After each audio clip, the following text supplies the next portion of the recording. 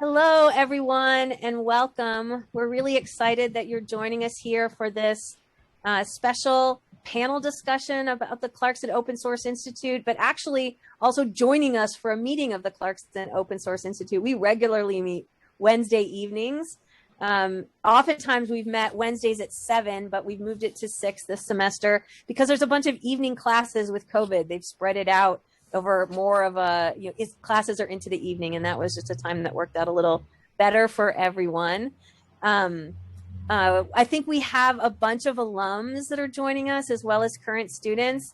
If you're an alum and feel up to saying hi in the chat, we would especially love that. I think Abby has some Menti polls that are going to be fun for everyone. We're hoping maybe, Abby, you could put that in the chat and people can get started on that if they want to. We're going to do a quick round of introductions in a minute. Let's see. I would like to tell you all that we have over 600 people registered for this virtual film series with Coded Bias and Picture a Scientist and the related events in our Google form, and another 73 in Facebook. Plus, I know that there's been people sharing the watch links directly and the Zoom links directly and not registering, which is awesome too. Really, the participation has exceeded our expectations. We have a set of wonderful events coming up, including an ACM distinguished panel, including the amazing LaTanya Sweeney, Harvard professor, federal judge Bernice Donald, who has joined us for many of our events already, British computer scientist Wendy Hall. I'm going to moderate that event.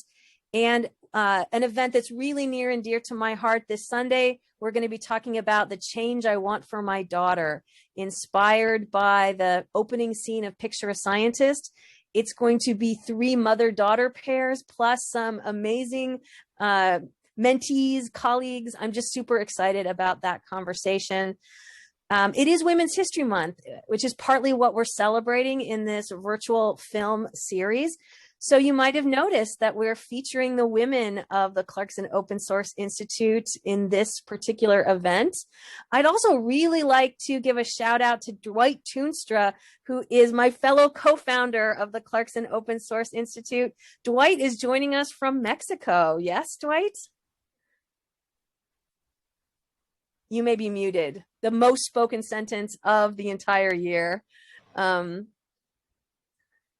I will see if I can unmute you. Give me just a minute. I think I can do that if it's okay. Okay. I just unmuted myself. You did it. Can you hear me? You got it. Yes. Mm-hmm. Yes. I am here from Oaxaca, southern Mexico, deep in the tropics, and about a mile in altitude. So it's hot, sunny, dry, and pretty nice. Very cool. Yeah, it's about 90 degrees right now. Very cool. We also have some current and former lab directors. I'm seeing names and faces that make me super happy to see. I think maybe later on maybe we can do a round of folks saying hi. I would like to say that we founded the Clarkson Open Source Institute in the fall of 2001, which means we are coming up on 20 years. That's pretty amazing. What do you think of that, Dwight? How did that happen? Right? I don't know. When we started it, I was just focused on, the immediate present and what I wanted to see happen. We made it happen, and it's great that you've kept it running all these years. Yeah, it's very heartwarming to see this, we did, as I said, we wanted in this Women's History Month to focus a little bit on inclusiveness in the labs and the experience of women in the labs. And I'm really excited about that. But first, I'm going to hand it to Chris Mahoney, who is our current student lab director. And he's going to tell you a little bit about what often happens at 6 p.m. on Wednesday this semester, or at 7 p.m. in more normal semesters. Muted. I was muted. So every Wednesday at 6 or 7, I guess, depending on whether coronavirus is around. We've been meeting to just discuss the kind of current things going on in the lab and people's current projects. So I don't know how long this has been around. Maybe this is new to some people, but to me, it feels like it's been around forever. Is that we do forum topics at the start of the meetings where we talk about like more kind of administrative stuff involving the lab. Then we do 5 to 10 minute lightning talks, which are more like presentations, cool things that I know that you might not know. Then we have project updates, which is just updating each other on our running projects. Announcements, which is just announcing upcoming events. I guess like this would have been an announcement. And after meeting slots, so every once in a while we'll schedule something a bit bigger. Someone will do like a workshop and they'll put that immediately following a meeting. And yeah, we've like, I guess for people interested in news, we've been doing all right sustaining through coronavirus. We've been meeting in Zoom and we still have quite a few people coming in. There's still activity in the labs, even though it's a bit less. It's been going pretty cool. People have been meeting a lot in Discord. Sophia is actually physically in the lab this evening. Sophia, do you want to maybe give people a little spin around the lab? Could we give that a try, or does that feel stressful? No, I could walk around the lab a little bit, just with my laptop. I don't know. Here's the board. We have some like snacks and stuff over there. A lot of here's the server room. And yeah. Should we go inside the server room? If it's easy. Yeah, sure. I want to say I'm sure some alumni are interested in the current room layout where the desks are. Oh, the desks. They're all changed. But yeah, we could go inside the server room. Oh. Just need to open it. There's a lot of penguins in here.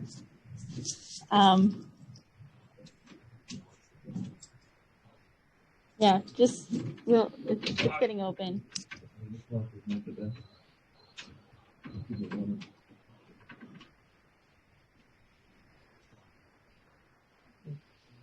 Yeah, the desk layout. Oh boy. Or okay, well maybe we'll show that later because it's not working out right now. Good enough. We'll come back to that. So we were going to do a quick round of introductions. So I already said, I don't know if I actually said, I'm Gina Matthews, professor of computer science here at Clarkson. And you heard from Chris Mahoney, who is the current student lab director. Sophia, do you want to introduce yourself? Sure. I'm Sophia Carlone. I'm currently a freshman or a first year in COSI. I'm a computer science and digital arts student. Yan? Hi, everyone. My name is Yan Chen, and I'm currently a senior computer science student. I joined COSI this semester, and I'm in the honors program class of 2021. Awesome. And Abby?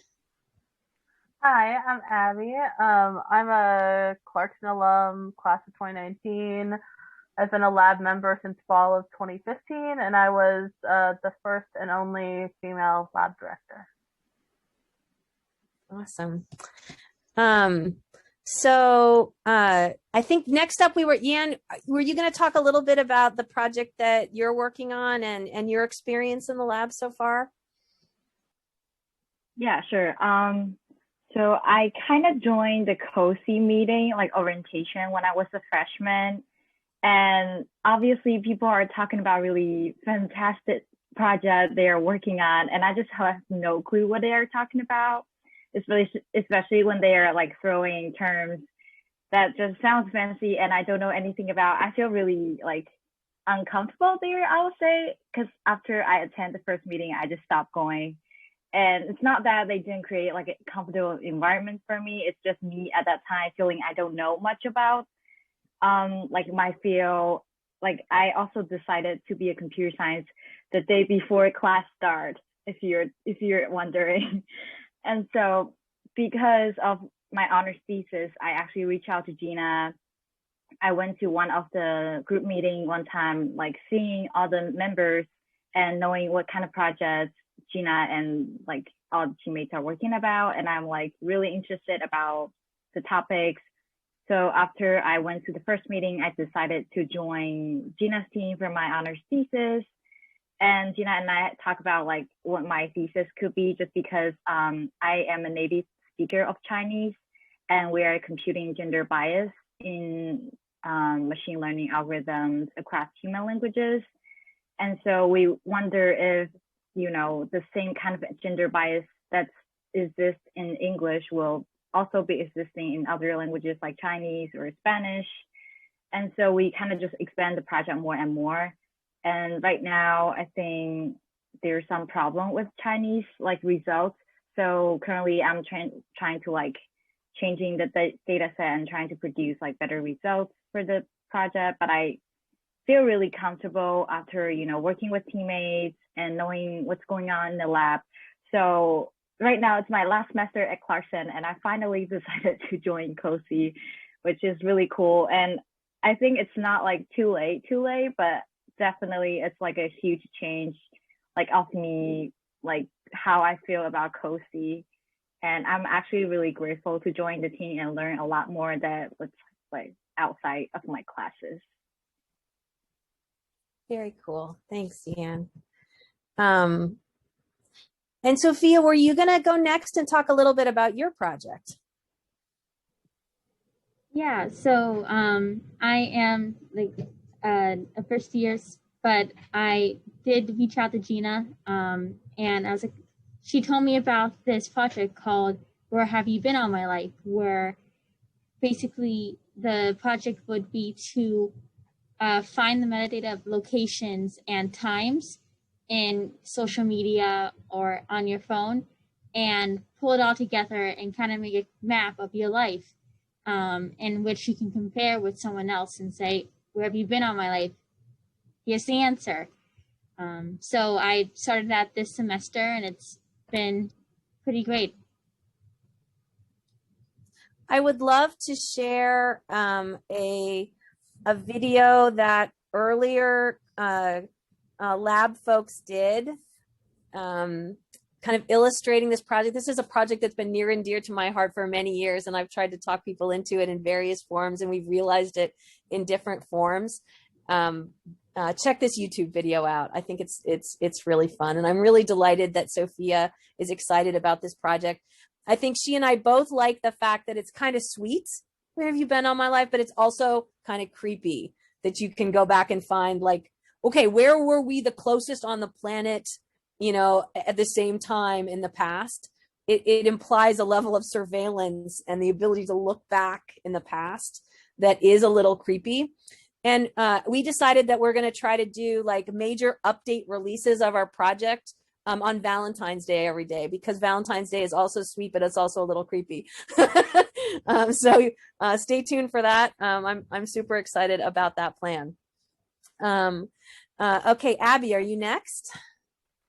Yeah, that sounds right. So yeah, I joined COSI my very first day of classes my freshman year. I think I walked in and never looked back. I think over time COSI became a second home for me and definitely a family. That said, being a female in COSI wasn't always the easiest thing in the world. I think, you know, there are times when I really wanted to learn things where sometimes I'd reach out to people and I'd get responses like, shouldn't you know that already? Or, you know, go look that up in the book or something like that, where I would see other members of the labs being more encouraged, being taken aside to show things, you know, which is tough. And I did, you know, I stayed, I persisted, I very much loved COSI. I probably spent more time there than I did in my dorm or anywhere else on campus. And I eventually became lab director, which was an honor and a privilege to help out. But even that wasn't super easy as a female. I had a lovely partner in Hunter Beja. We did everything together for work. We were partners in crime and like made decisions together. But even with that, when we had to deal with conflict, I'd be harder hit by criticisms of how we handled that than Hunter would be, which is hard and unfortunate. But I was always really glad to be in COSI, and I think I've seen improvement over the generations in COSI, and it sounds like some of the newer folks who are joining are having at least an easier time getting help and getting involved in projects, which is great. Very cool. Yeah, I thought that perspective was a really important one, because Abby both just loved being part of COSI, but also felt like it was tough at times as a woman in COSI, and even as a leader. And I know that we want to do better with that. And one thing I've noticed is that there's been meetings this semester where there's been more women than men, which is super, different than it's been in the history of COSI. And I wonder if it's just a difference in interactions. Like, I don't know, has anybody used Piazza? It's this kind of like class conversation board and chat.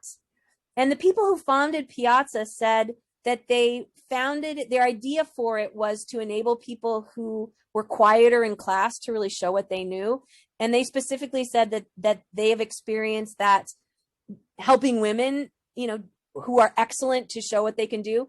And I've heard a lot of instructors say they see a completely different set of people speak out in class than speak out on Piazza. And sometimes that distinction is there's a gender distinction, which, also there's men who don't want to speak up in class, and there's women who are perfectly happy to speak up in class. It's not across the board, but I found that interesting. And I also found it really interesting that in this COVID semester, there seems to be a lot of fabulous women around the lab, and I very much want to keep that going. And I hope we can all really reflect on the environment in the lab as we come back together, maybe in the fall, and what that says about making, it a really wonderful place for everyone. And another thing I've noticed is that over time, my research group is often more women than men, and the labs has been more men than women, even though I run like I'm involved with running both, which I think is an interesting observation. One thing I did do this semester in particular, mostly because like the labs, people couldn't just drop by the labs and found out about them and hang out, is I reached out to students in 141 and 142. Those are our introductory computing classes, and I offered to meet with them in Zoom and tell them about the labs. And I very personally offered to matchmake for them. Like, what do you want to learn? I will try to hook you up with someone, can introduce you to someone who knows that. Or, what are your goals? What projects might you like to work on? And I offered that to everyone. But I especially offered it to the women who showed up, because I was so excited they were there. And I don't know to the degree to which that helped, but maybe I should do that again. And I thought it was interesting that at one point I had mentioned to some of the new women students, maybe we could all get together, just the women, and talk. And actually I was kind of delighted to find that they were like, no, all the men are really nice. Wouldn't want them to feel left out. Let's just keep, meeting all together. We're all good. So awesome. We're all good.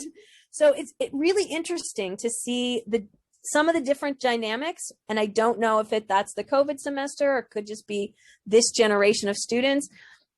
One thing I've noticed over the years is how much each generation of students shapes what goes on in the labs. Like, we've had years where people really love to go hiking, and we have wonderful pictures and stories. Maybe I'll even see if I can dig up a few of COSI folks who hiked up a mountain and took the Peace, Love, and Linux sign to the top of the mountain, or, a computing book to the top of the mountain. And I can remember generations where people really like to go to Cinema 10, which is the kind of independent film thing once a week.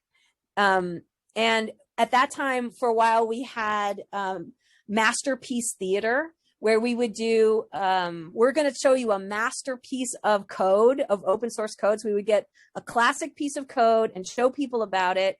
And then we would watch a great old film. So masterpiece theater, a little bit of code, a little bit of film. I don't think we've done that for a long, long time. That's an example of something that was super popular with one generation that kind of, aged out a little bit. In operating systems, there is a classic problem called dining philosophers that illustrates deadlock. And it has to do with philosophers that think all day and every so often reach for chopsticks on either side of their plate and eat. And there were generations where we would go to the Chinese buffet in town and call it COSI goes and does dining philosophers. I think it's been a while since we did that, but it's interesting to me how every generation of students have their own things that make the lab their own. And it does vary. And this group of students, especially in the COVID semester, I've been really impressed with the ideas they have and the energy they have, even in the middle of a tough year. I also would love to do kind of a quick shout out to some other women who've been involved with the labs. Patty Jablonski, Patty Deshane was an early person in the labs. Kiki Fausel, Christina Kolibob, Amanda Horn, Amelia McIntyre. Those were some folks that I thought of. I don't know if anyone else has on the tip of their tongue great women who are involved with the labs. I've been involved with the labs since the beginning. And I also think that the labs over time have been a great just non-binary space. We've had, a lot of people involved in the labs that are part of the LGBTQ community, which is awesome. So anyway, tonight is a celebration of the labs. I really encouraged alums to come and say hi. We had been talking about wanting to do a little bit of a reunion anyway. And as we're in the 20th year, maybe not quite on the 20th anniversary quite yet, this felt like a fun time to call people together. Maybe we'll still do something in the fall. Could we go around and do hellos from alums who are willing to unmute and say hi? Anyone willing to do that? Ben, do I see a thumbs up from you? You do. So I have one for people who may not know me. I'm Benjamin Lannon. I was graduating in class of 2018, and I was one of the lab directors, I think between 2015 and 17, I think it was. But I was part of COSI for the majority of my time at Clarkson. We should channel Hunter here. What was your favorite thing about the labs and your favorite paranoid delusion? I don't know. Hunter, what should we ask? What should we ask Ben? Favorite thing about the labs, and any good paranoid delusion is always fun. Awesome. I think the favorite thing about labs is just like a lot of the various projects I was able to work on there that surprisingly are still running to this day. Mm-hmm. So whether that be talks so people can be able to put like what they want to talk about up onto a website, or helping out with the server kind of refresh back in 2015, 2016? I think it's 2016. And just seeing that, like, just the progress some of those things have made over, like, and that they keep on living on even past when I graduated. True. That's very true.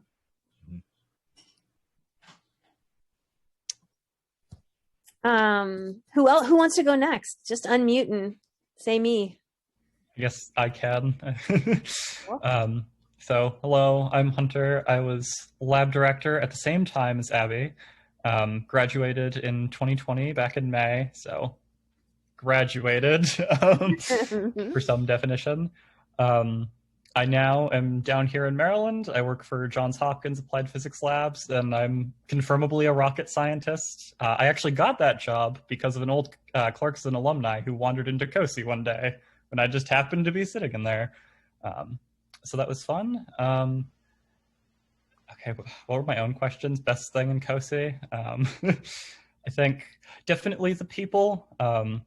Everyone, there's always a great variety of people coming in and out and going to all sorts of interesting places, and everyone was always very fun and very helpful. So definitely the people. Late night COSI antics were always fun too. But yeah, I'd say that. Paranoid delusion. The government took my baby. Classic. So cool. Thank you, Hunter. Who's next? Okay. So my name's James Brusca. I'm class of 2018, same time as Ben. My favorite thing about, I was not a lab director or anything special in COSI so much as I was just a lab member. And I was totally fine that way. Ben, you can have all those problems. I will never envy you. So I thought my favorite part of COSI was definitely the community. Computer science is very much one of those things where you solve a problem and it's very black or white. It's a lot of the times, not all the time, as we are discussing with the newest videos that we've been watching.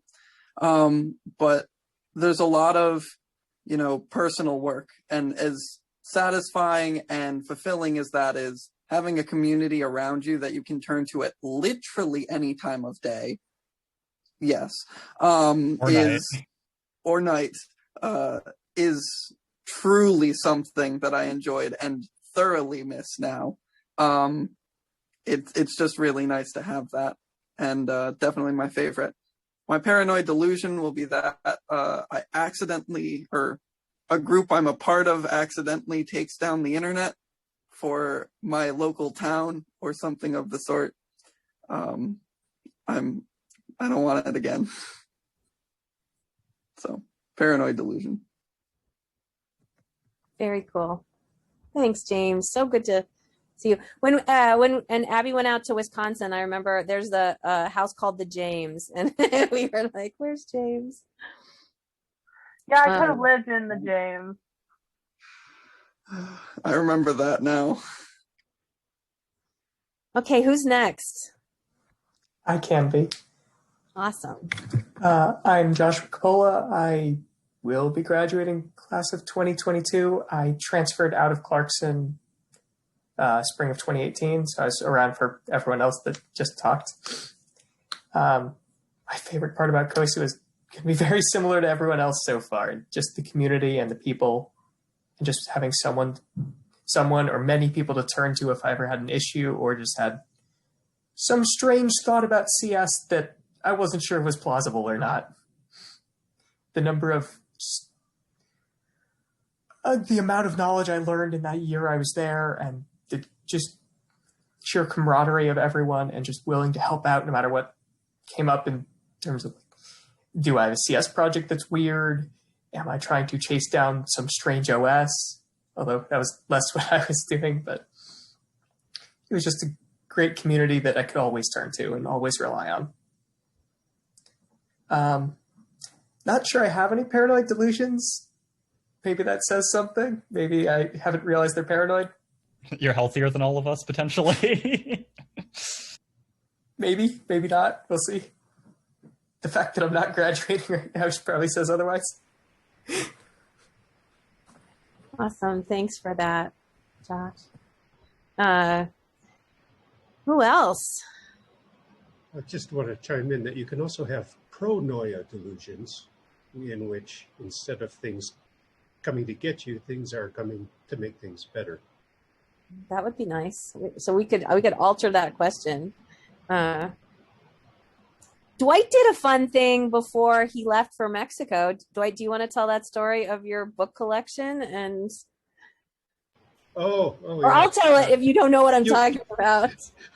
Yeah, no, you go ahead and tell it. Go ahead. Okay. Well, when Dwight and his wife were moving to Mexico, I think they moved with very, very little things, right? Didn't you just pack like 2 suitcases and 2 boxes or something like that? Well, it was 3 suitcases and 1 box of books each. So imagine taking an entire house and reducing it to that. So, Dwight was getting rid of a lot of treasured things, and he brought a lot of his CS books and stuff to the labs. Actually, Russ Nelson did a similar thing with all his T-shirts at one point, which was really sweet. And I just said to myself, if I ever need to give away all of my books that I love so much, I would love to do the same thing. Like, go have a chance to say why they mean something to me and give them to other people that will really enjoy them. That just seemed like such a lovely a tradition. I'm not getting rid of my books yet, but if I ever do, I will follow that model. Is that autographed copy of Computer Lib still floating around? Because that will give people, I think, an interesting look on the very early days of the PC revolution. I'm not sure where that one is right now, but it probably is. I'm sure it's still one. Yeah, that one's actually sort of a museum piece collector's item. I think it might be in your office right now. Okay. I don't visit my office too often these days. I was there earlier today, though. And I took some pictures in the labs today. So, Sophia, if the live tour doesn't work, I have like a stage tour canned from earlier today in my back pocket. Who else would be willing to say hello? No pressure if you're not up for it, but any current students or alums who are up for saying hi? I guess I could. Yay.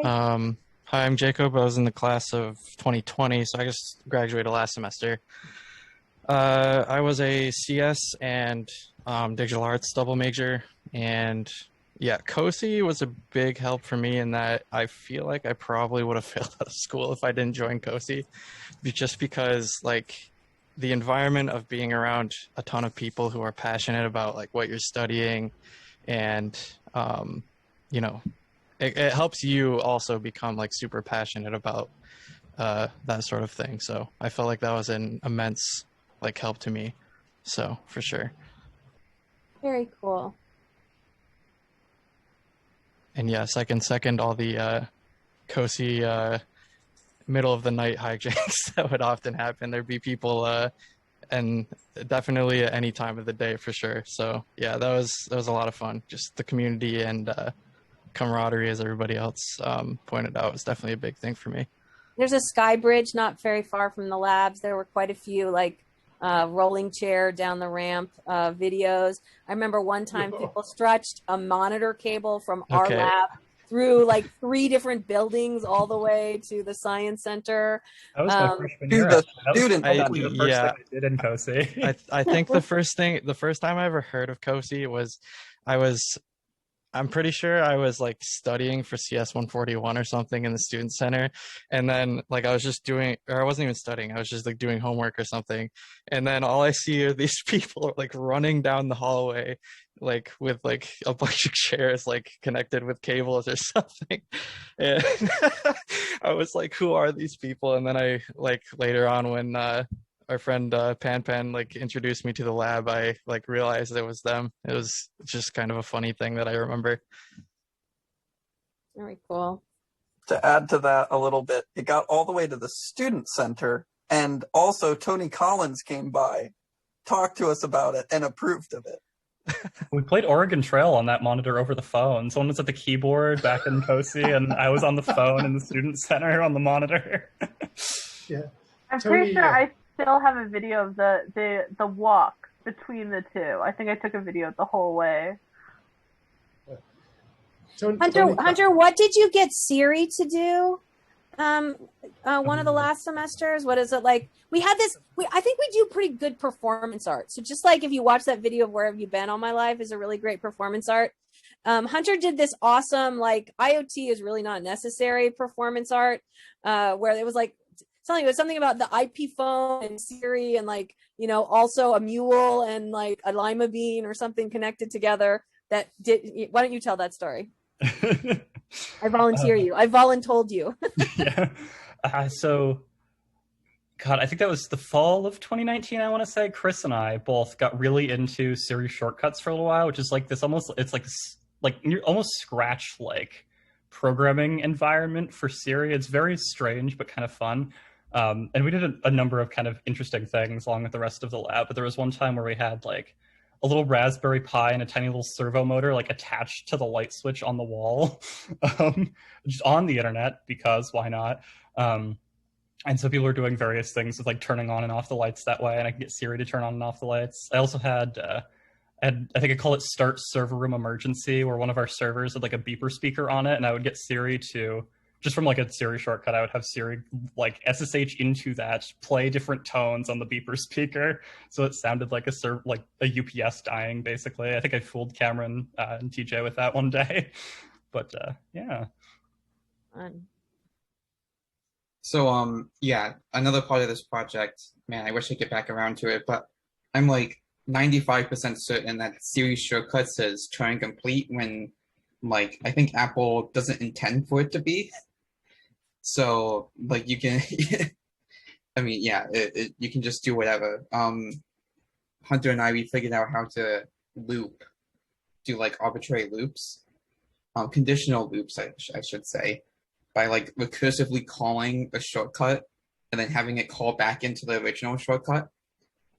And yeah, so I have a thing that I can like recursively message someone on my phone if I ever feel like they're bothering me. And I tested this and I sent someone like 100 messages in the span of 10 minutes. Very, very funny things. One fun thing for people to say might be their favorite lightning talk topic ever that they remember. I can remember so many funny ones. Why PowerPoint is Turing complete. I think I'll add that one in there. Feel free to speak them out or put them in the chat if you have favorite lightning talk memories. I also have some pretty funny pictures to show, by the way, at some point, whenever people are ready for that. So I have a couple that all probably involve James. I think it was Graham Northup, person that doesn't look like he's here, made a application where he took a picture of James's face and then popped out the eyes, and basically you could control where he was looking with like a joystick controller. But like there was a lot of shenanigans I did with James at Clarkson, you can say.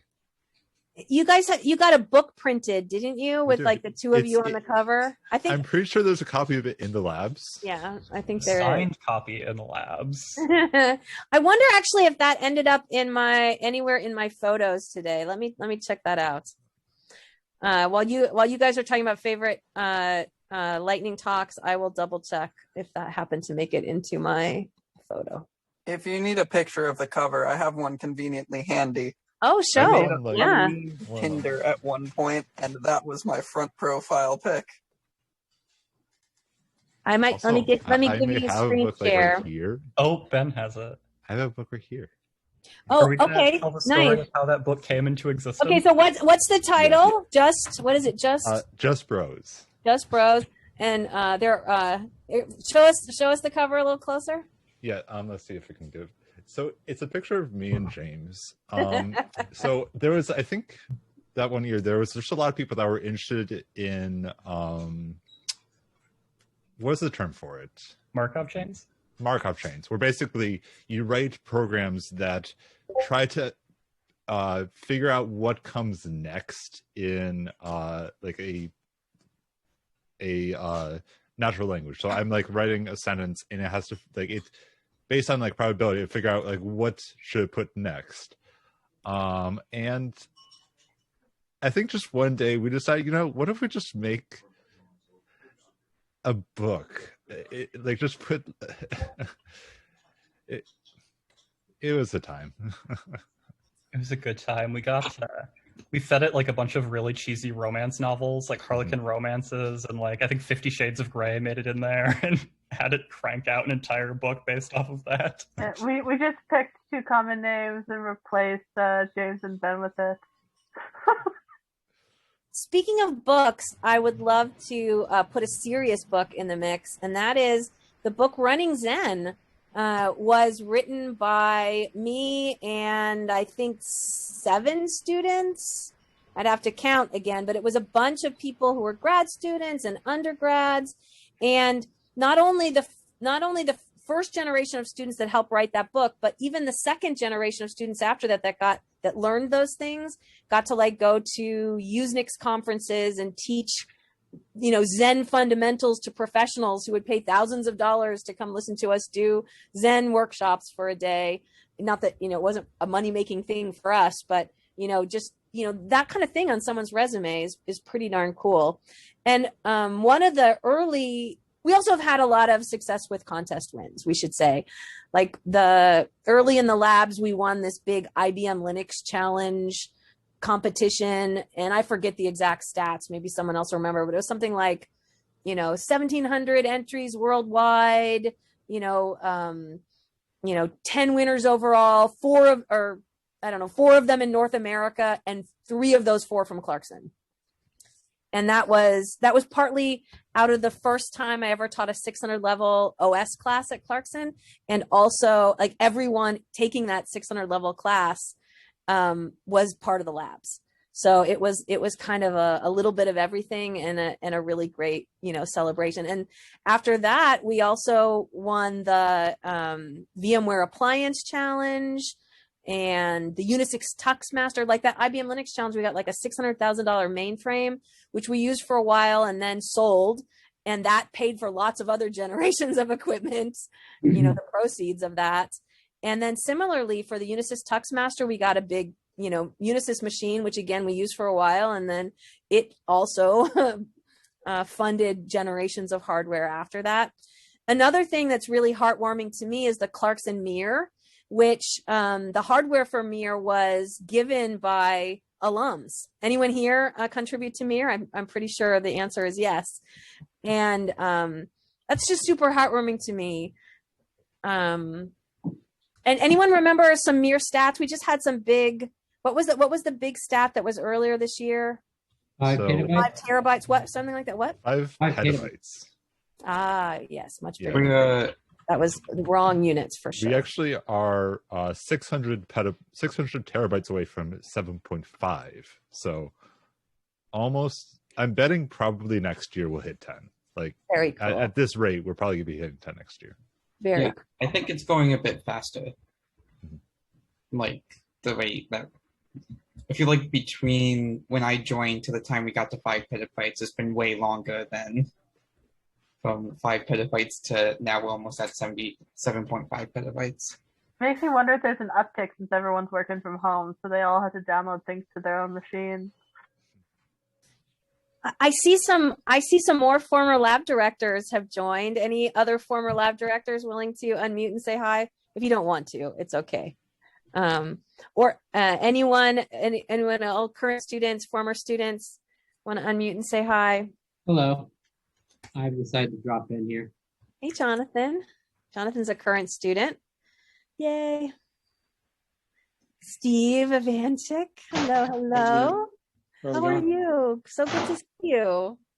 Yeah, it's been a long time. Will you tell us a favorite lab memory of yours? Favorite lab memory? I don't know. Well, it was really fun winning the Z Series mainframe, being a part of that. Yes. The OS class that we had in the Science Center there for quite a long time. Yeah.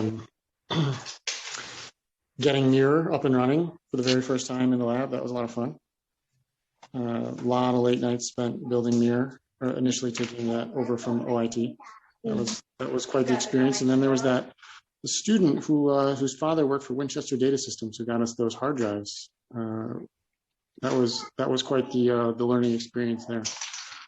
But I always remember having my office, looking out the window in the Science Center on those very cold days, and just talking and doing things, engineering, computer science, that sort of stuff. That's the stuff that I remember the most, with my laptop hunched over, doing cool things. I remember that too. And I think, did you sit in an area that's now the server room? I did, yep. So that was my area, yep. I wonder if would now be a good time for me to share some pictures. Are people up for that? We can come back to people who haven't said hi yet, but is now a good time for pictures? Maybe people would enjoy seeing what the lab looks like now. And some fun pictures that I have about. So just today, are you seeing that's the Running Zen book, by the way. Are you seeing my screen okay? Yeah. Okay. So these are pictures I took just this morning. You can see our Peace and Love and Linux sign. You can see the server room, the glassed-in server room box. This is mostly half of the lab, the COSI side. And then there's the sliding glass doors that take you into the ITL. This is still in the COSI side, kind of looking, in the other catty corner direction. That's the ITL these days. And you can see the little red dots that say sit here and don't sit here because of COVID, and also for wiping things down. There's the COSI logo, which, is a copy left, and not a $ logo, which I still really love. I think, wasn't it Jake Tori who made that? This is our various open source stuffed animal collection. And you can see out the window, as Steve was saying, on a cold day. It's not snow right now, but it's that hasn't greened up yet. Look. This is the picture, I think, of James and Ben that went on the cover of that book. That's what I thought I got something related to that in a picture. That's what it was. And context, this is say again. For context, that was taken at a hackathon back in 2016 down in Syracuse, New York. Very cool. Yeah, we've had some really great trips to hackathon. In fact, I'll tell at least one story of that in a different little picture set in a second. This was a trophy that Todd Deshane and I won at Zen Summit. We got the first place in pool, but mostly not because we're pool sharks, mostly because the other team scratched, but still we won. This is looking in the door. So 336 Science Center. It only has a capacity of 12 people right now with COVID, and that's masked. And you see here, I have another picture of that. That's looking the other way, kind of in the hallway, the Applied Computing Lab sign. And then we have this, join us in Discord because you can't join us in the labs. That's kind of the reality of COVID. Not a lot going on in the actual physical lab. And then as a slightly this is a kind of fishbowl look at what the labs look like from in the ITL. This is an open house it's a while ago, but this is prospective students in visiting us. I'm sure many of you have done the stand up and talk to new students walk. I think that might have been the one I was at, actually. Cool. I'm not sure. Maybe there's some people I don't. No, Abby's in there. Never mind. No. That's actually the only open house I ever missed in my entire time at Clarkson. Hunter's like, Gina, couldn't you pick another one? I was at every other one. Yeah. Grading papers. This is the COSI folks draw computer scientists, or not all computer scientists, I guess. Right. I don't remember. And Stallman, and this is Alexi Maciel from Computer Science. Is this you, Ben? What? That is me. I do not remember this. I do. I love these photos. And Thanos is definitely a computer scientist. Okay. Thanos, the computer scientist. Got it. There's Peace and Love in Linux at the top of the world, the top of the Adirondacks, top of Mount Ampersand, which is indeed the best mountain for computer scientists to climb. Just saying. This is Float Fest. The COSI labs go to Float Fest. So this is, you can see the COSI folks there right in the middle. That's the USS Science Center, by the way. What? The USS Science Center. Nice. I love it. This is when we used to do in-person activities fairs. I'm sure many of you have either gone to activities fairs or helped run. We have a long tradition of April Fool's Day jokes. This was one April Fool's Day where they tried to make it look like there had been a packing peanut accident in the labs, and the entire labs were filled up with packing peanuts so that you could barely see out the top. I love that one. This was a bunch of us went to a conference. This one was in Hawaii. This is kind of research group photos. This is Project Challenge, which is a high school program, 5 Saturdays. Many people in the labs have taught Project Challenge. A number of people started in Project Challenge. Let's see. This is actually one of is a super heartwarming story to me. This is in New York City at Hotel Pennsylvania. At the Hotel Pennsylvania. Yep. And at Hope. And this was paid for by recent alums, like people who just graduated. They're like, we're going to take some of our first checks and send other lab students to Hope. Like, that is one of the sweetest things ever. And there we all are. What? And that's one of the most awesome conferences you can go to. Yeah.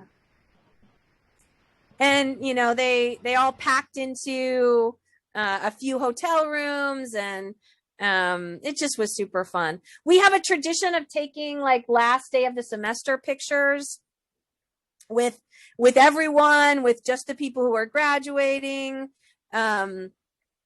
Oh, this is also one of my favorite memories.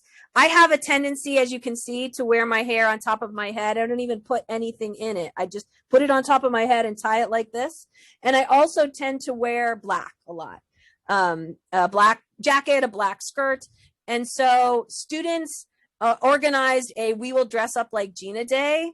And they all like put buns on top of their heads. Even people who did not have enough hair to make it so, like, went and got yarn and put it on top of their heads so that they would all look like me. And they took turns trying to teach my classes and pretending to be Gina all day. It was adorable. So sweet. I love you all. And this is me and our Tux Penguin, which I love. More, you know, end of the semester pictures. Halloween in the labs is always a lot of fun.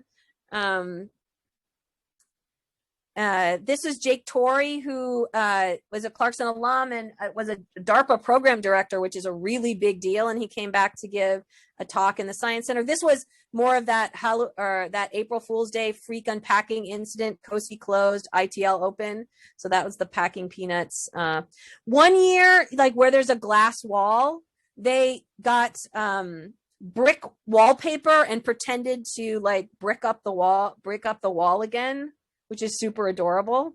1 year they made COSI themed housing. So Clarkson has themed housing of different types, and I think the labs have always wished there was lab housing, so they made some COSI themed housing there in the labs, which was awfully fun. So James, who you heard speaking earlier, I think someone even mentioned people love to make like different memes about James. I think, you know, like floating cubes and all sorts of things. So that was just one of them. Okay. Gina, how about we add the moment where you said I was the lab's charity case and pretended to donate to me on the donations? Did I do that? I don't remember. It wasn't just all of the lab members, the lab owner also. I'm sorry. Bad me. Oh, it was great. Everyone was like crying and laughing. I remember another thing I love is I have a tendency to say like, oh, you get lots of points for that. Like, oh, that you get, and people say, what exactly do I get to do with these points? And, you know, like what do I turn them into? Like, I just accumulate points. What will happen with them? And sometimes I'll say like, oh yeah, you can turn them into socks at the holidays. I don't know what you get to do with them. But one time they made a website about brownie points, and they would keep track of any time I assigned people points. They'd be like, how many points is that? Instead of just you get points. Like, I want to know exactly how many. And they started keeping track of it. Also, does anyone want to tell the story of the Sues?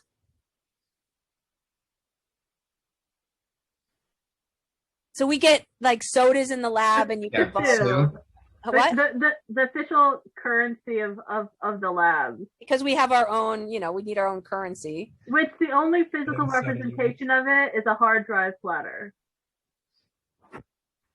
This floating soda unit, you can actually visit it. Hopefully it's secure enough that you can't edit anything outside the network. But I made a Siri shortcut to dock and add FSUs also. Actually, Hunter, how did you do that? Do you SSH? I'm sorry. Do you SSH to like Noam and? No, it's actually got an API. I just do like a quick network check to make sure I'm on the COSI network, and if I am, it just sends like the web request, the HTTP request to Vesuvius, and the server just figures it out. It's actually not that bad. It's a decent API. I'm Just a bit like the paranoid. front end being interesting. I'm a bit paranoid. Someone in this call might have a way to like a backdoor into the lab's network and like start messing with us one of these days. Sorry. Oh, Jacob says, looks like I still have one Visu. Any other form alums or current students want to say hi, and or if you'd like to say hi, but only if it's not recorded, we can stop recording at some point and do a portion of this program off the record. Anyone wanna say hi while we're recording? Hey Gina, I'll say hi real quick. Hey Jacob, how are you? I'm good. How are you? I'm good. Yeah, so I'm Jake. I graduated, I think, the same year as James and Ben, which would have been, what, 18? Let's see, I was very briefly a lab director, and then I actually left to go do a program internationally, and then came back and wasn't a lab director anymore. But in terms of what COSI brings, I think everyone has sort of said the sort of social network thing and sort of bringing like a social space and a peer group. But I think one of the ways I would like to say what COSI's done a lot for me for is I think it was that, but in a way that also has helped me academically and professionally in a really profound manner, I think. And I think what COSI does can be summed up as like, it helps you follow the path that you're supposed to be on, but I think it helps you go beyond and look to things that like, you're not always exactly like they're not exactly endorsed things to do, but things that can really help you in the long run. And for me, there was really a pivotal moment in my college career. I think when I was a sophomore, and I was working with Chris. I can't remember what Chris's last name is off the top of my head, but it's I believe it was Chris Harding. Are you thinking? Yes, Chris Harding. That's it. Thank you. Yeah. Hi, Chris. So I was working with Chris Harding, and Chris, I believe, was in Gina's OS class at the time, and I was sort of remarking that, like, hey, the stuff you're doing is really interesting, because Chris wanted to sort of like take Gina's assignments and then go do crazy stuff that's like taking them to an extreme. And I was sort of learning from Chris what he was doing, and I sort of realized that from talking to Chris and some other people in the lab, and then talking to you, Gina, that like I'm not in this class and I'm not going to be able to take this class for a while, but I can start doing some of this stuff anyway. I can work with upperclassmen. I can sort of, I mean, I think, Jenny, you even offered to have me be able to sit in the lectures or submit the assignments to the TA, and if there's free time to have still get feedback on them, even though I'm not even enrolled in the class. And that sort of like realization of like, hey, you can do, like, these are all things that are really productive, and they're not really endorsed or official, but you can still just kind of do them if you ask and go way above and beyond to the extent that you want to. I think that was really helpful for me and has helped me to get where I am today. And the job I have now is actually very much directly linked to some of that stuff I was able to do, Gina, directly with stuff that you and the labs members helped me do. So I'm really grateful for that. And I think it was a very, very helpful, the kinds of things that the labs can teach, both socially and just directly academically. Thank you so much for saying that. That is really, really encouraging. And I know we always try to make the labs a place, like some of the things we say about our guiding principles is that everyone should be learning and teaching. You know, even when students come in new, we tell them, I'm sure there's things you know that we don't know, and bring your whole self here and talk about those things. And also we say when you're doing a job and it starts to get easy for you, to try to find someone to pass it off to, so that in the course of the years, oftentimes people can just accumulate more and more and more skills and help other people accumulate more skills. And I can't tell you how often we've gotten wonderful feedback from employers that the lab students have really good soft skills. They give lightning talks every week. They give after meeting slot talks that are longer. Many generations of lab folks have actually done full out little classes. You know, we meet in this little class every Tuesday or every Tuesday, Thursday, because this is what we want to learn. And the labs are a club, in a sense. They're also a class. You can take them for credit, MP star credit, 0 to 3. We have a whole like rationale of what 0 credits means and all the way up to what 3 credit means. And it really is a place where we try to find the resources for people to try the things that they want to play with, and to give people permission to do that, and other people who are excited to see what you're doing. So I think when the labs work the best, that's what it feels like. Like there's a lot of projects going on and people exploring things they're really passionate about, and a lot of things that you can taste and that people will let you taste. Like, oh, I kind of want to join that project a little, or watch, or, hey, will you show me how you did that? And I think people get better fast in the context of the labs because they're surrounded by a lot of people who know a lot of other things. So that learning and teaching process, I think it's a little interrupted with COVID. It has been a little bit, but I don't know that that could be any different. But it has been good this year too. And I've been really excited to see what's happened this year. And we made a very conscious choice to say, in this COVID year, we're not going to hold ourselves to doing everything that everyone has ever done ever. We're going to think about what projects we're excited about doing this year. And I think that that's been the right choice. Other folks, other alums willing to say hi? Hey, this is Christian Mesh, class of 2014, I think. Overlapped with a few of the people on the chat. And just to kind of build on what, sorry, I keep wanting to call you Zales, but Jacob had said is, I entered the labs as one sort of person and left as another. I think I grew just as much, if not more, socially than I did technically. And I grew a lot technically due to the crazy projects that we got to work on. It's sort of that chaotic creativity that kind of came, that I can see continuing to come together in such an incredible way. I've at my internships, I got every single semester I was offered to drop out and work for the company, and every single time I said no. And I would say the largest part of why I said no is because I wasn't able to find anything like COSI at any of the other colleges that were associated with those sort of offers. And professionally looking at where I am now, I got to work at my dream job because of a contact I made with Mike Goff, who is also of my year. Actually right across the street from Hunter, I believe, at STSCI, working on Hubble and all sorts of other crazy projects. And now I work with Killian Coddington, another former lab student, and the labs has done so much for me in my life that it's hard to really capture all of that into one short statement. But I just want to say one of my favorite parts about that, I sent you the picture. I'm not sure if I can share it here, but it was when Eric Richter, John, and I went to LinuxCon and met Linus Torvalds. That was it was so much fun, and being able to have conversations like that with people like that, and to be proud of the work that you're doing with all of the students working on the random projects was just amazing. Sorry, I'll stop myself rambling from here. That's not rambling. That's amazing. Thank you. Yay. This is so fun.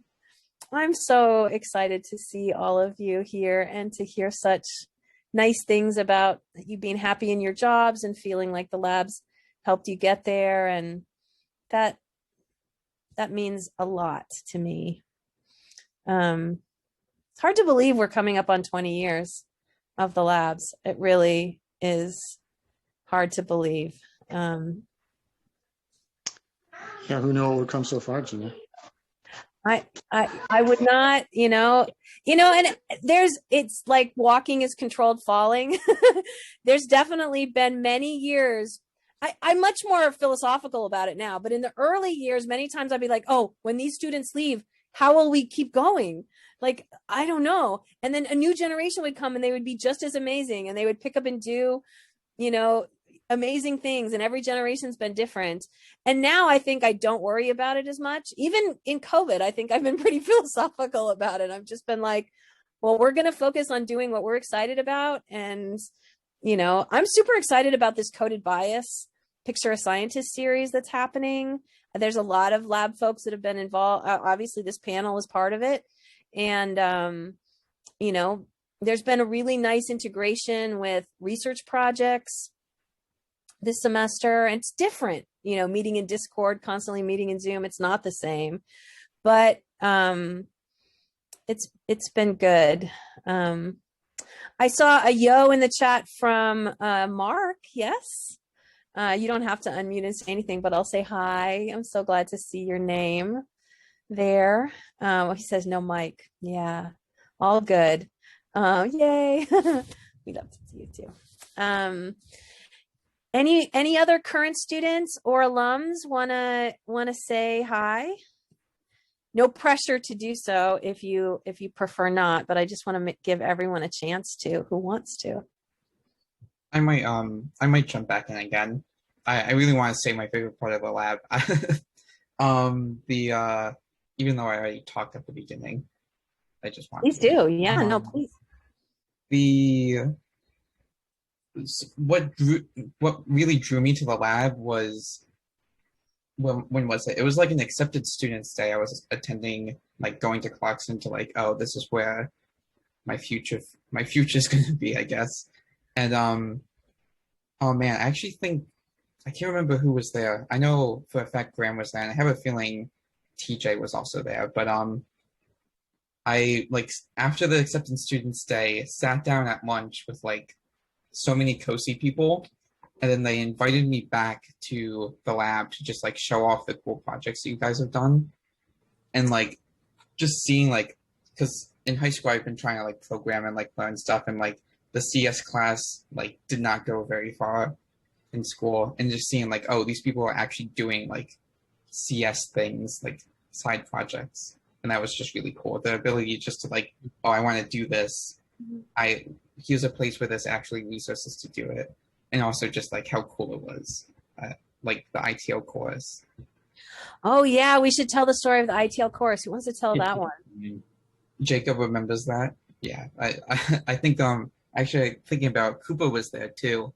Well, first tell everyone what it is. There may be some people who don't know what that is. All right, so oh man, I don't know if I can present the Itl Chorus. Ben, what are you trying to say? Want, I could take it if you want. Yeah, you can go for it. Okay. So the machines that I'm not sure if these machines still are in the ITL, but back when I was there at the labs, there had these Dell machines that had basically a speaker in the machine, and you can actually we found a way that you could actually trigger them and give certain like pitches based upon that. So based upon that, we took MIDI clips, so basically just digital kind of audio files telling like things like what notes to play, and we basically threw this at the entire ITL, and we could basically take any MIDI file that we wanted and be able to play them as a like kind of like a chorus in the labs. Yeah, it's basically, you know, I think of like each machine playing an instrument, and then having the entire lab kind of, you know, I'll see if I have a video someplace. Yeah, I remember generations of improvements. Like there was visuals added, and like they kept getting better, and we added percussion because it didn't really handle percussion well at first. And so I'm not 100% sure if this will go well, but give me a second and we'll give it a try. Okay. Oh, hold on a minute.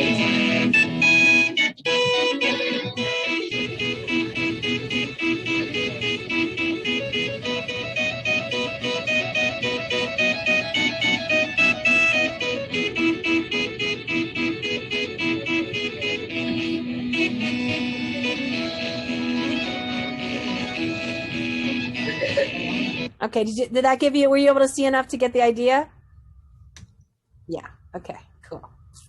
I have to say the code, this project needs to get, I will die before the project doesn't keep continuing.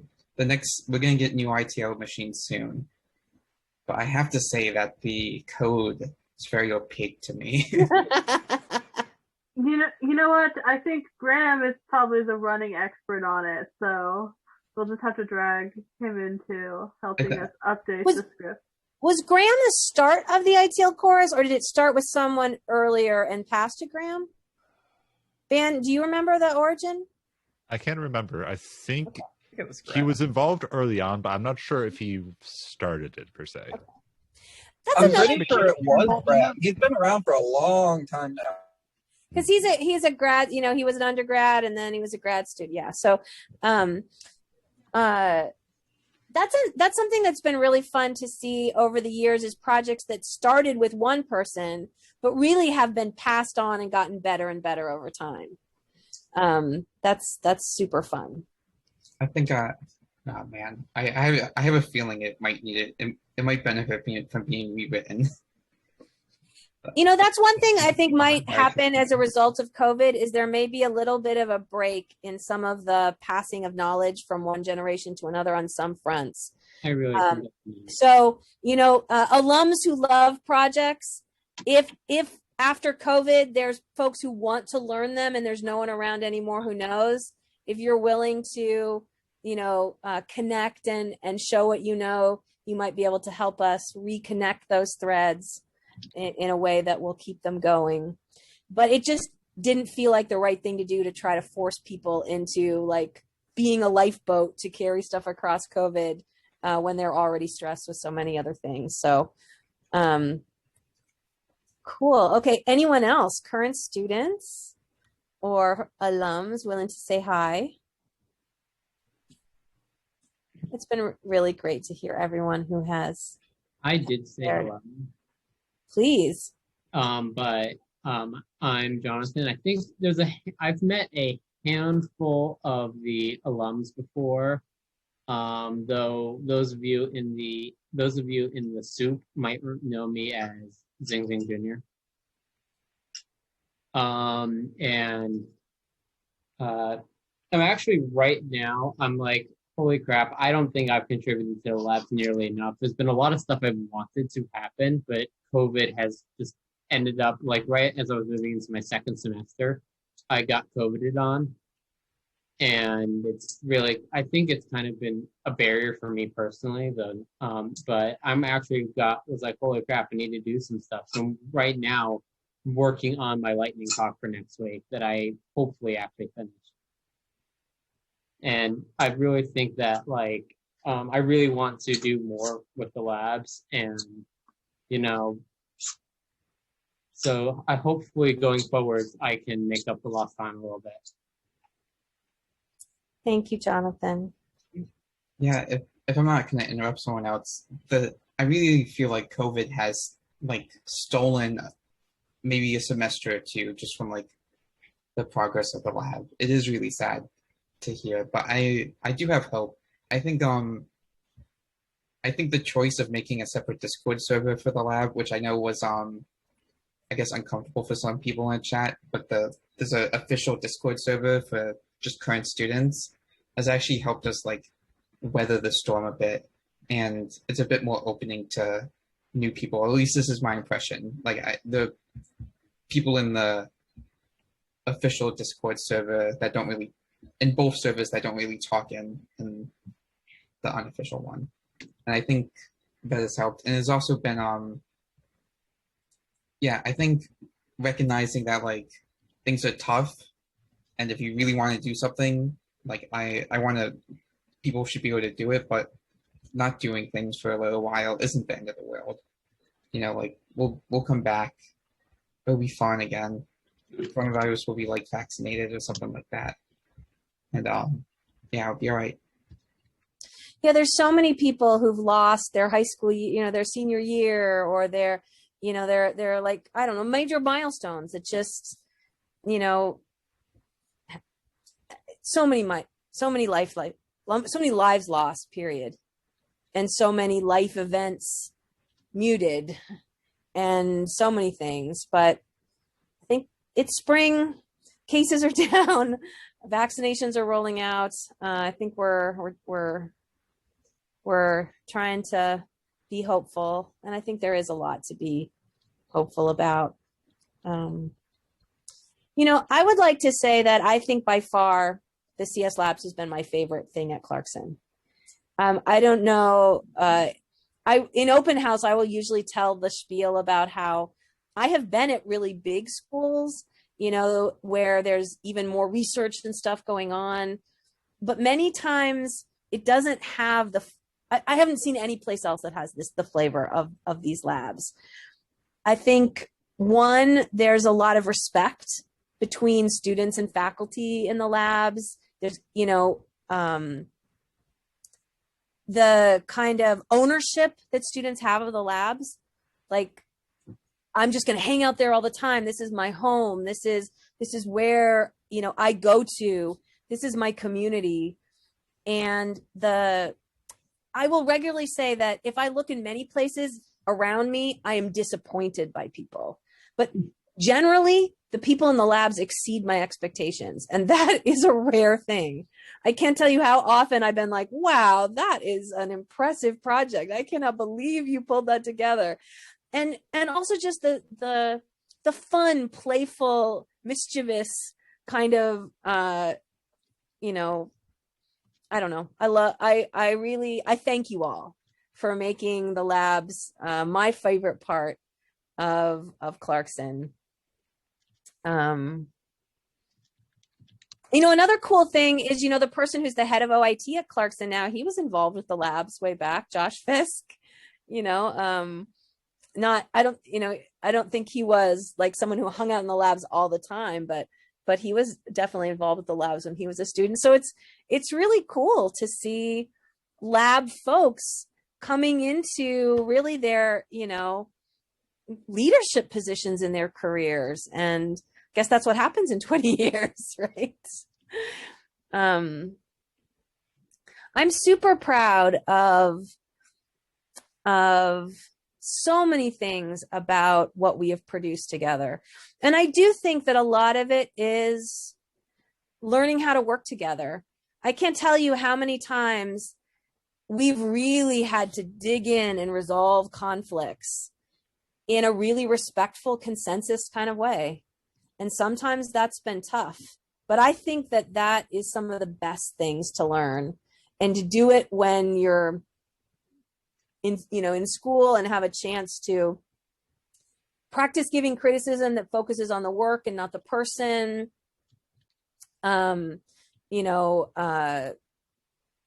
Really establishing consensus, taking the time it takes to establish consensus so you can move forward together, being respectful, making sure you've consulted all the people who a decision will impact and that you've heard from them.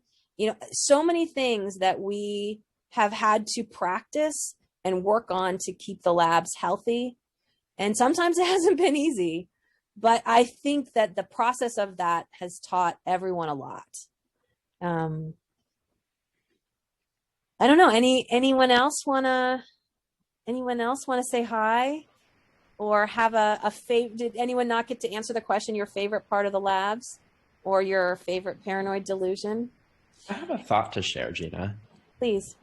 So I hear a couple of things. This has come up, a couple people mentioned this, and this has come up and been sort of a topic, I think, for COSI recently, but this is something that I think I have a good way to refer to metaphorically. So I hear a lot of the, like, that there's a suspension on what the lab is doing to an extent, like things are sort of on hold for now, and a lot of people feel like they haven't done very much. And I think that this is a pretty common thing that happens both for the lab in particular. There's sort of this like navel gazing that happens every once in a while of like, oh my gosh, the lab isn't doing anything anymore, and like, oh my gosh, we haven't done anything, and I've done no work this semester, and I'm going to fail all my classes, and it's time for empty star, and what have I even done? I've done nothing. And then you realize like a week later, like, oh, I have a page that's like a screen full in the default 12-point font of all the things I've done. Oops, where did that come from? But I think that, so the metaphor here is, about a year ago, I adopted a kitten. And he's now a nice big cat. He's something like 15 pounds. He's actually pretty big. But what's interesting is looking back at old pictures of him when he was a kitten, he was really small, but I don't remember him ever being a different size. In my mind, he's always been the same size because I just don't realize things that change a little bit day to day. So I think in a lot of ways, the kind of improvements that you get both from school, but also just from the sort of like social activities and the other stuff that you do in the lab, you're not going to notice it if you look for it. That doesn't mean it's not there. And I think that's very much true. Even when there's other stuff going on, I think that the presence of the labs can have all sorts of impacts on you, and just even the attempts to engage in the thoughtfulness that you gain from thinking about what are we doing and how are we going to attack this kind of like new problem that the labs hasn't had before. That alone can give you benefits that you can't just see until later down the road when you look back and compare where you were before. And so I think that that's interesting to consider. So if you're feeling like you haven't done anything or the lab isn't doing anything, it's worth looking back and thinking about where you were a year ago and comparing that rather than trying to count the things that you've done. That sounds very wise. Jake, I'm impressed. Thank you, Gina. Very wise. I did think of that because I was watching my cat chewing on his cat tree while we were talking, but perhaps we will forever refer to this as Jake's kitten to cat theory. We will, if people are downing their achievements, we will say, remember Jake's kitten to cat theory. I bet you're growing more than you think you are. Nice. Really nice. I do want to give a shout out to COSI in kind of a unique way in that, so I actually just left my current job and I went on, I'm now working at University of Pennsylvania for a psychology lab as a programmer. And I want to kind of thank the lab for teaching me to just be interested in what I'm interested in and approach it in every possible way I can, and every possible way that the resources around me provide. I was in like a normal programming job before, and normal programming jobs are very fulfilling and really cool, but it didn't have what I was looking for, because I was looking to interact with people more and to understand people more. And so I just started approaching that problem, and I got to psychology. I found a way to get into a psych lab at a university with a just programming background, and I am thoroughly enjoying this, and it's amazing. And to credit Jake a little more on his theory, I would have never thought, like, of all the little ways that I grew along the way that would even allow me to take that job. Like, there are things that I learned specifically in COSI, like machine learning things that I just played with for no good reason, but because I was interested and because they were cool and fun, that are now coming back and being like, oh, this is literally applying to my job now. Part of it actually showed up in my interview, and it was what allowed me to get the job. And it's really cool, all the different ways. And as you were saying, to the soft skills that we build and we learn from each other, and not just in the programming way. Yeah, I can't tell you how many people have said, just the opportunity not to just solve a problem that everyone solved before, the same homework assignment again and again, but to really tackle open-ended problems, or to really explore an unsolved thing where you don't know the answer. Because that feeling like there's an answer key somewhere is not the way the real world is. No one pays you to solve problems they know the answer to, there's just an answer key sitting there. So that uncertainty, that like, I don't even know if I have the skills to solve it. Who else do I need to consult? I need to define when I've solved the problem, and I have to argue I've done it, right? No one is going to bless me and say that it's done. That feeling, I think, is really healthy. And I don't think you get it very many places. And also the focus on contribution. I think we have had a place that is not about extracting from other people. It's about bringing and leaving it better than you found it. And that, for me, feels incredibly healthy. And another thing I've seen about the labs over the years is just see how hard it is to keep a healthy community. Healthy communities are a fragile, wonderful thing. And it takes a lot of investment to keep them healthy and to keep them respectful and to keep them, a place that everyone feels good about contributing to. Abby, I know you need to run. Do you have Menti links that we can check out? Have people contributed to the Menti polls? Should we show the answers? You of course can log in to your accounts that they're on and present them. I noticed that apparently people can only like submit answers to the question you're currently on in the presentation. So like the only thing with answers is the first slide, but there's only one other question, so you could have everyone, you could show the first one and then have people fill out the second one if you want to. But I have to go, so I can't manage that. But okay. If you log in and present, it should give you instructions on how to do that. Okay, so I'm going to share my screen here so you can see what I'm seeing and maybe people can fill it out if they want to. And you can also just see what the results to the first question looks like. We're experimenting with this. Okay, so the first question was just, are you a current COSI member, a guest, a former COSI member, a Clarkson alum, a current Clarkson student, Clarkson faculty or staff? I should choose that, I guess I did. Since that's me, I didn't vote. Give me a second. I will find the how do I vote link somewhere in the chat. Or maybe I'll move on to the next one in the presentation so you can answer this. Where are you joining from? When I move on to this slide, does that mean you're able to look at it, or I have to say present? Now, can you do it? I have a grayed out submit button, so I can't do anything yet. So this is new to us. Do you see this 29004361? Are you able to see this? I can see the question. There's just no form to fill out. It's just a grayed out submit button. All right. I've reached the end of the presentation. Now I can. You can? Okay. Great. What's the code? This is something we're just kind of experimenting with. Let me find the link and I'll go try to vote too.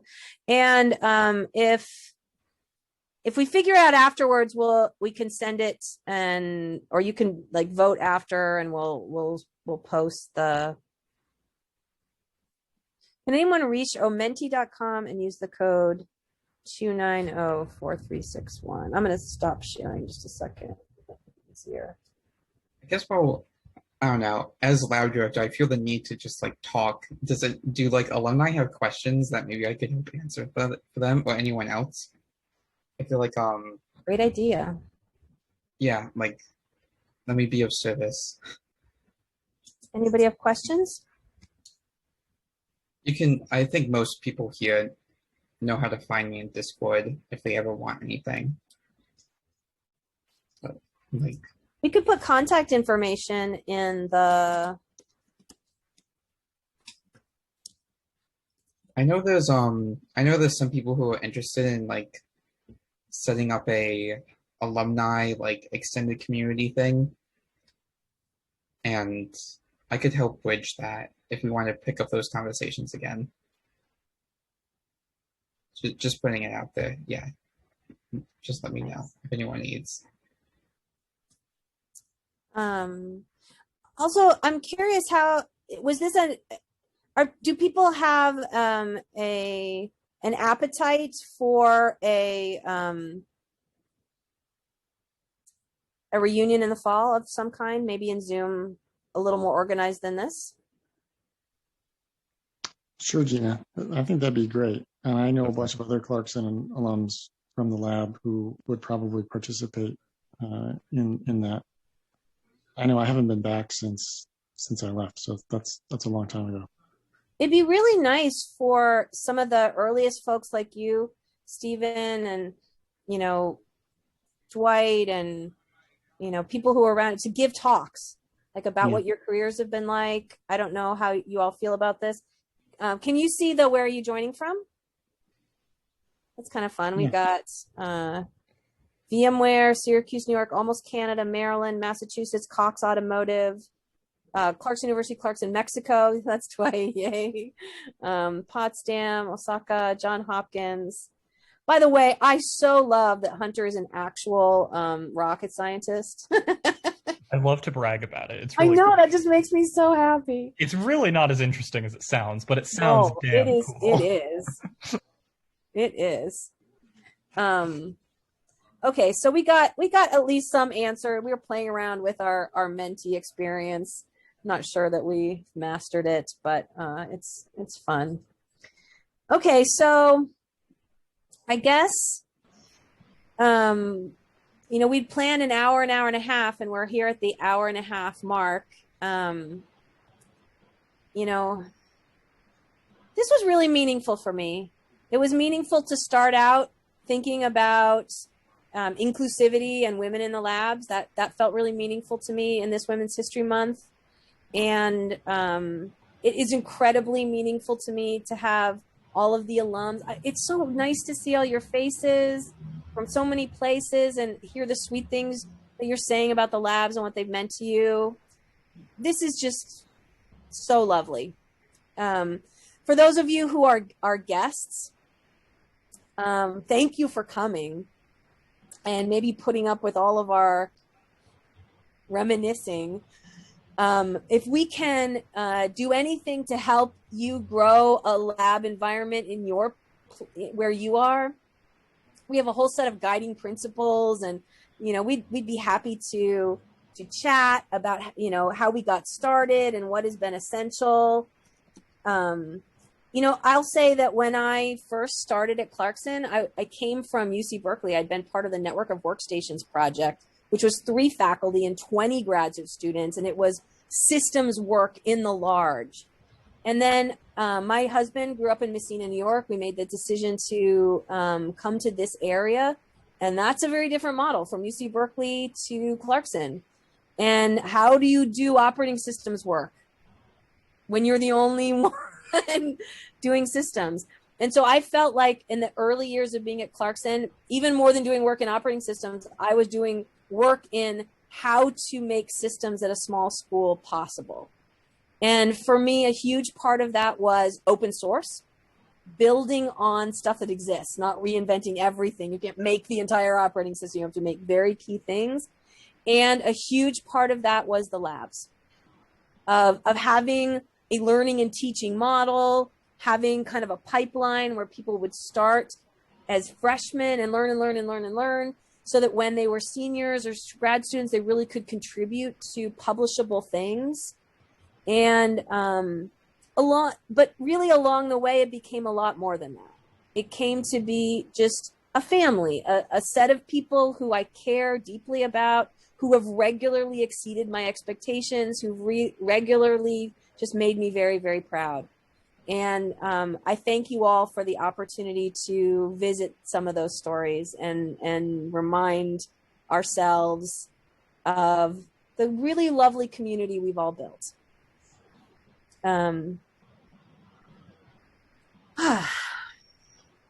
Anyone want to close us out with some wise words? Dwight, how about you, former my fellow founder? Do you have some wise words for us? I don't know how wise I might have. I don't know about wise words, but when I founded COSI, I had a couple of dreams, a couple of things in mind, and creating the kind of thing that COSI's become is one of those. I wanted it to be unconventional. I wanted it to be fun. I wanted it to be student-driven and unconstrained by a lot of the stuffiness of academia. And I'd like to give shout-outs to a couple of people, actually quite a few people, but I'll keep it brief. There was Denny Brown, who was the president at the time, who was supportive. At the time, Tony Collins was the provost, and he was very supportive. He's a great guy, actually. He donated $1,000 from his provost budget to set up the lab and gave us the room, which is fabulous space. Dave Powers? Dave Powers, yeah, he contributed some money. And I want to shout out to Steve Evanchik, too, because when we were first starting out and I was trying to put all this together, he was my right-hand man, and it became, started running it and doing lots of stuff. So Steve was absolutely essential, and so were you, Gina. And I had things that I wanted to do as well with my career. I didn't get to do them all. I had sort of a personal crash and burn when I was there at Clarkson and left the school and didn't finish the PhD, although I have the master's. But listening to people and what they have done and what they're doing, especially the stuff with the space telescopes, science, that is so cool. But everybody, you're living those dreams in a way. I couldn't do some of the things I hope to do, but you are doing them. And you're helping make those dreams become real in the world. And I appreciate that very much from all of you. And, I just realized another really important thing to say is Jan Serlman. Yeah. Jan Serlman actually had the first labs at Clarkson. How can we possibly not talk about Jan? So down on the second floor, even before I came to Clarkson, Jan had a VR lab on the second floor of the Science Center, not in the main second floor, but in that sneaky lecture hall second floor, where we still have some second floor space, which is an interesting story if you ever want to hear that one. And I think many generations of students before I came, were part of the VR lab. And I think it was much more defined, much broader than VR, much like the labs are now. And she was definitely my partner in crime for many years of kind of co-managing the labs and being a really wonderful part of that. So speaking of women of the labs, big shout out to Jan Serlman. Okay. Are we ready to bang the gavel on this lovely evening of reminiscing a bit? I have a quick thing always to add, Gina, at the end. Please. Yeah, so this is something that I imagine a lot of people can relate to, maybe in the alumni group, but particularly for current students, I always want to, and Chris, this is a little bit towards what you were saying before, but hiring can be really hard for us in the industry because there's so much, like, backgrounds can be so varied. It can be really hard to find people who have the skills needed, and so there's a lot of friction often in hiring pipelines. And so it's really great to be able to hire people who have a similar background to you, who you know in some way, even if you never overlapped with them, but just went to the same school and had some of the same kinds of experiences. So current students and alumni too, as you're looking to maybe change careers or looking for an internship or your first job out of school, anything, please reach out to the alumni community. I know some people are pretty good at emailing Gina with openings who can forward them out to the list, but I also think that a lot of people are pretty much always hiring, and I know that that's true for my company. We're like a 200,000 person company, and there's one other person from Clarkson in the whole company, so I'd love to have more people from Clarkson. So feel free to reach out to me or anybody else. There's pretty much always somebody in the alumni group who's looking to hire people. So. Yeah, I think a lot of lab folks have really benefited from the lab kind of alumni network. It still kind of amazes me that we have an alumni network that's 20 years. Like, it just doesn't, it just feels like, oh, we just have some people who just graduated. But like I said, many of you are really in leadership positions in such wonderful ways. And like, sponsoring Mirror and sending people to Hope and like so many wonderful things. So yeah, current students and even, alums, reach out to each other. We should, maybe we should think of ways to do that a little more formal. I don't know. We'll brainstorm about that when we're brainstorming about reunions. We can ask what can we do better to keep to communicate amongst one another. Yeah, very, very cool. Other words of wisdom. Do not be shy. There's a rabbit in one of the walls in COSI. If you're looking for an interesting time, finding that is always fun.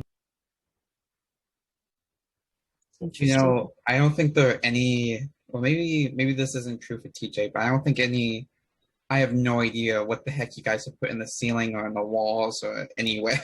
There is COSI history everywhere in that room, and that was honestly one of the best things to do when I was a student there, which admittedly was not very long ago, was just to like dig around in weird places in just that room, and you'd find like layers and layers and layers of history. And occasionally a 3D printed rabbit in the wall. So of course, if we do a reunion, We can tell all of the stories of the opening of the Chamber of Secrets and the Cisco source code and the drilling through the wall, the time we should have done it and the time we shouldn't have done it. You know, we can tell the story of when we also had 340, which is the room right next door, and what that was like and why. And there are so many fun stories. I wonder if we could put together kind of a reunion committee. I don't know if anyone on this call says I would be on that committee. I would be a co-chair of such committee. It would really help me to have a set of people who are dedicated to, it could just be this kind of thing. Like it could be a series of evening hours, right, over the course of a week. Or it could be a long day on a Saturday or something like that. It could be some things that are asynchronous and some that are synchronous. Like we could let people submit videos who can't come at the time, and we could have a collection people could watch, and we could have, you know, times we actually all get together. Anyway, I can imagine lots of ways it could go. And if it's safe enough, we can even do some in-person things, or we could also, I think there's been fun COSI reunions at times, little groups of folks going to Lake Placid or Las Vegas or New York or whatever, as of course, because so many people have stayed such good friends, which is, you know, a real testament to what the labs have meant to everyone. Any offers to be on a reunion committee? I think I guess like I work here. So Chris, current director Chris says, yes, I need to be on the reunion committee. Who else? I'm willing to help out. Yay, Ben. Thanks. Help out too. Me too. Who? Okay, so Hunter and Ben and Jonathan? And me, Jake, I think. And Jake, yay. Awesome. Chris, can you take a note of that? I'm gonna create a Discord thing. I think everyone who just spoke is in the Discord, the soup Discord. Okay. So maybe make a reunion area. That could be good for us to chat about. Okay. Other words of wisdom or paranoid delusions? I can share a very brief story that I think we were looking for before and nobody had. If you'd like one last little anecdote before we go. Sure, go for it. So I think it was mentioned before, like, what's the story of the floating soda unit and like how did that become an electronic thing? And I think the only person who overlapped with that, Christian Mesh may have, who's here, but I think otherwise it's just me and Graham who are like around now and still have that like experience of being on both sides of it, from the physical to the digital. And so it's what happened is there was the jar, I forget what kind of soda it was, but there's like a big soda jar. It's like some kind of like screw off cap soda on top of the fridge in the lab that was sort of hidden because per the university rules, only Aramark at the time was allowed to sell things. And so you were donating to the lab's quarters, I believe it was, to receive a soda from the fridge. And what happened is that as the cost of things went up, it was hard for people to have just quarters because who uses cash and who is going to have a quarter if they do use cash and things like that. And so it's like, oh, I have $5. I want to stick it in the bottle, but I want some sodas. So people would record on the board to keep themselves honest how many sodas that they could take for their money that they put in, because you don't want to get 20 sodas at once when you put in $5. So that was going on for a really long time and well before I was a student. But what happened is somebody got tired of it or wanted to like do a cool Raspberry Pi project or just sort of do something better with it. And I believe at the time how this started is Graham thought, you know, oh, Python has an HTTP server and there's like, you know, Apache and Nginx and all these established software, but I don't like those, so I'm going to write my own. And I think he actually did this before Clarkson, but I believe the original version of this thing ran on a like handwritten custom HTTP server in Python that Graham made. And it was like a module in there. And you could go in there and like click a button and give yourself more or less. And there's all these weird things you could do. It was not injection clean, so you could like set your name to HTML and break the whole page at the time and all sorts of weird stuff. But I think that the origin of it was somebody wanted to do a cool project, and it then became like a part of the lab lore that people continually then used to show off more and more like arcane weird things like the HTML injections and other weird stuff. There's also like database manipulation where you could like make your user ID negative so you could appear at the top of the page and like other bizarre bizarre stuff like that going on. But it was a really interesting way that it's something, a sort of goofy project from somebody who was brand new to the labs at the time turned into a big piece of the lore of the labs going forward. Cool project to lab lore almost could be a motto. I don't know. Maybe we need our own motto. Okay, another job for the reunion committee. We need a motto. So do you remember so we also didn't tell the story of like how directors pass off by like fighting one another to the death. That's a super fun tradition. Or it started, we had a coat rack, and we would do the knighting of someone with the broken coat rack. And then it just, I think the coat rack, I don't know what happened to it, didn't have any more. And then it just became fighting one another with some pointed stick or another. That's certainly a fun story. So many fun lab stories. So many fun lab stories.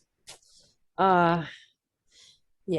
Semi-official motto from the early days, COSI, we do stuff. Yeah, we do. We do stuff. Okay. Words of wisdom. All right. I send you all gratitude for all you do and all you have done, and for being so encouraging, for being a really bright spot in a difficult world. The labs are a very special place, and you are all very special people to me. And thank you for showing up tonight out of all of your busy lives from all the corners of the world. Well, maybe not all the corners, but many corners of the world. It's really been a delight to see you. Stay in touch. Plan the reunion. Bye, everybody.